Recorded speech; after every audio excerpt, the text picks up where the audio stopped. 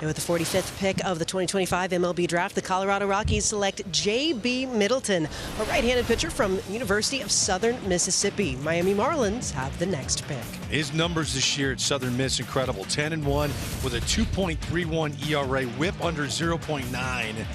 Fastball, slider, nasty. Lance Brozdowski, do the metrics back that up? Yeah, for sure. His execution scores are pretty fantastic.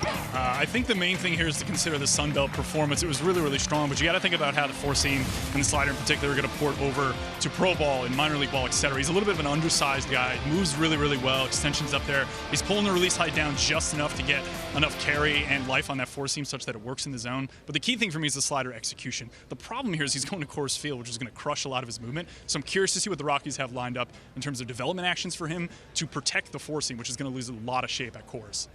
The thing about being in Colorado, though, for him is he is the ultimate competitor and a truly tough kid.